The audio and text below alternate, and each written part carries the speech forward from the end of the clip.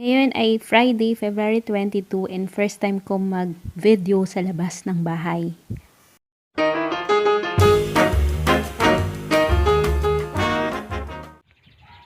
Kinakabahan ako kasi first time kong gagawin to. Saan ba ako pupunta ngayon? Pupunta ako sa kukuha ng sweldo ko. Yan, so naglalakad lang ako. Ito yung ipapakita ko sana sa inyo kung saan ako nanggaling. Kaya lang na-realize ko, nakaharap pala sa akin yung camera at naka-cellphone ako. Nakaharap pala sa akin. Yun. So, maglalakad ako ngayon. Alay mo yung makukuha kong sweldo. Kasya na siya pambili ng sasakyan. So, tingnan natin mamaya kung magkano siya. Grabe, sobrang tahimik dito talaga sa amin. Kaya gusto ko na nandito lang kasi wala masyadong maingay. Ayan, papalapit na ako dun sa tricycle. So ngayon, nakasakay na ako sa tricycle. And ayan, enjoy nyo muna yung ride.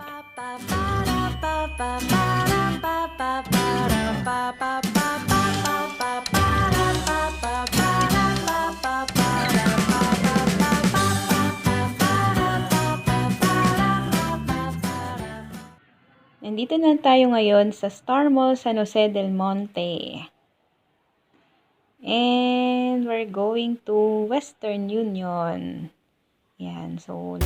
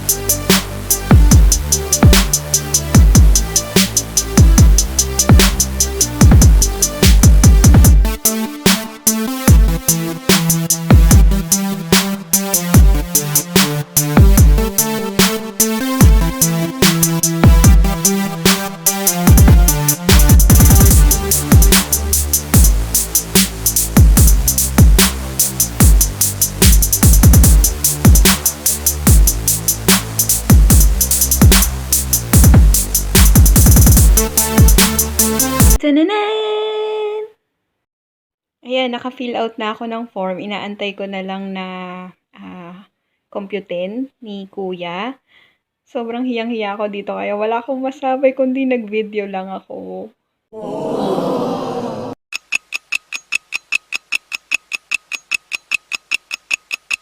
Walaan nyo kung magkano ang nakuha kong sweldo. So, 1, 2, 3, 4, 5, 6.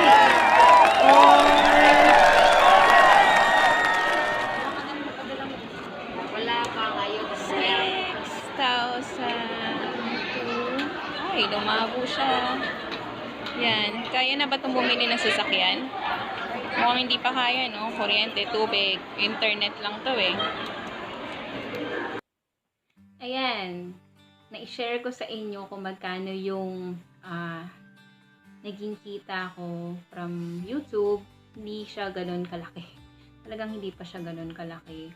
Actually, hindi ko naman siya pinapansin dati dahil ano lang siya, parang barya lang naman siya. Pero para sa isang ordinaryong tao, syempre saan mo pupulutin yung 6,000, diba? Kailangan mo talaga magtrabaho para kitain yung 6,000 na yun. So, bakit ko ba ito sinishare sa inyo? Kasi, kagabi, habang nagbabasa ako ng libro, tapos, meron din ako na-search sa YouTube. So, parang nag-combine yung message sa akin. So, may napanood ako sa isa sa video from YouTube na sabi niya, naniniwala ako, English yun. Parang sabi niya, education is free. Everything is free. Lahat naman libre. Diba? And gusto niyang ibigay daw yun ng libre. And bigla ako naisip, tapos yun din yung nabasa ko sa libro na binabasa ko kagabi. Naisip ko na yung mission ko or yung purpose ko before pa, iniisip ko na kung paano ko magagawang how how I can make a living out of dun sa ginagawa ko na pag-share ng mga information based sa mga nababasa kong libro, based sa experience ko after kong i-apply yung mga natututunan ko, based sa mga naaral ko na mga courses, na mga binayaran ko na mga courses. So, 2011 pa lang, parang nag-post ako noon sa Facebook na sabi ko, paano ko kaya magagawang source of living yung pinaka reason kung bakit ako nag full-time as entrepreneur. Kaya ang dahilan talaga nung pagpo-full-time ko 2014 is dahil ang dami kong gustong gawin, ang dami kong gustong aralin, ang dami kong gustong matutunan. Pero hindi ko siya magagawa kung may trabaho ako. Kasi, syempre, kailangan nakafocus ka. Sabi ko, bakit hindi ko na lang ibigay ng libre through videos, which is I enjoy doing, sa mga tao na nangangailangan ng learning na ganon. Like, kung paano nila papalaguin yung business nila online sa market, which is nagawa ko naman and I have proof na kumita ako, na nagkaroon talaga ako ng result applying mga those strategies. Bakit hindi ko na lang siya ibigay ng libre? Isa lang talaga yung dahilan kung bakit hindi ko makapag-focus sa channel ko or dito sa paggawa ng video. Kung napapansin nyo, nung before hindi ako consistent sa paggawa ng video kasi syempre meron din akong ibang ginagawa. Syempre para ka din naman magkaroon ng income. Naisip ko kagabi, why not ibigay ko ng libre and then kung someone or like you na nakasubscribe dito sa channel ko, isusuportahan naman yung project ko na yon or yung mission ko na yon, is pwede naman siguro akong masweldohan, di ba, ni YouTube.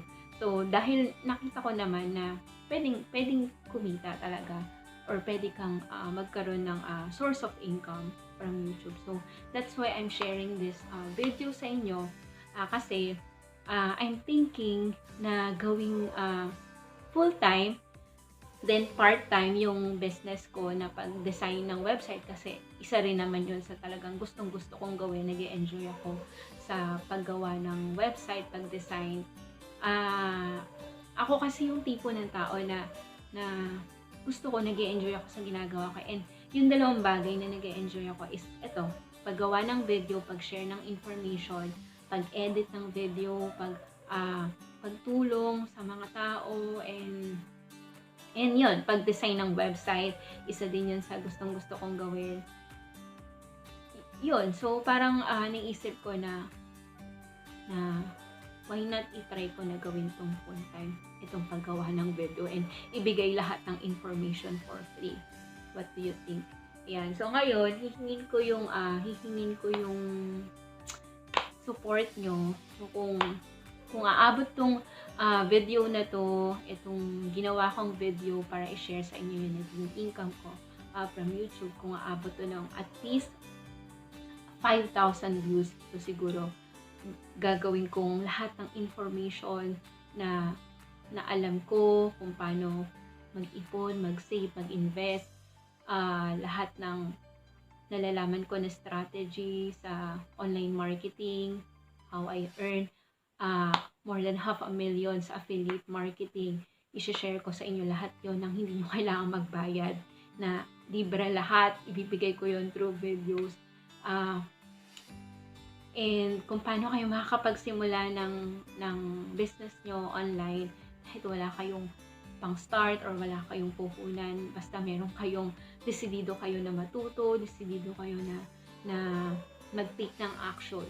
So yun, so I will take this opportunity na hingin yung suporta nyo. So parang sign kung gagawin ko ba siya, kung itutuloy ko ba itong project na naiisip ko. Super magte-thank you ako pag nakakuha ko ng sign.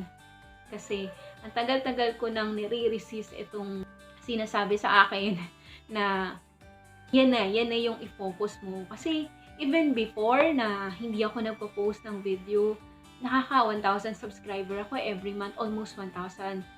Wala akong ina-add na video.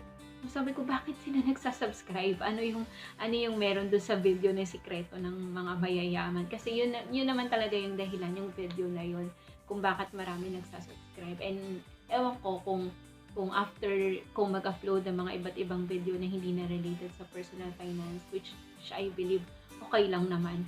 So, it's a sign. So, kapag umabot tong video na to, yung video views niya ng ano ba yung sinabi ko kanina? 5,000. Igo-go ko yung project na yon and gagawin ko siyang full-time. Basta, kung susuportahan niyo ako, gagawin ko to and ibibigay ko yung best ko, yung lahat ng nalalaman ko, i-share ko sa inyo for free. Lahat yon for free. Walang tactic, walang hook, walang technique akong gagamitin. Ibibigay ko lahat ng information for free. Yun lang. So, maraming salamat sa pag-subscribe sa inyo kung new subscriber ka. Salamat sa parating pagpapanood. So, salamat sa parating yung pag-share ng video ko. Ayan. So, kung gusto nyo ituloy yung project na to, please help me spread this video, share this video. Super magpapasalamat talaga ako sa inyo and ma-appreciate ko talaga yung support na ibibigay nyo. So, yun lang. So, thank you for always supporting me. And kung hindi ka pa nakasubscribe, first time mo itong mapanood, share lang to sa yung video yan. Mag-subscribe ka and i-click mo yung bell button para ma-notify ka every time na meron akong new upload na video. And like and share this video. Yan. Pag umabot na 5,000, gagawin ko yung project na yon. Everything for free. Lahat ng information, lahat. Pati paggawa ng website, paggawa ng page, pag Facebook ads, naniniwala ako, education, education, ano ba yun? Libre ang education. Hindi ko na lang i-Englishin. Ayan. So, we have the right to be educated. And alam ko na dapat pinoprovide din natin siya ng free for those people na hindi kaya na i-avail yung mga paid na mga information. Yun lang. So, maraming salamat and thank you in advance.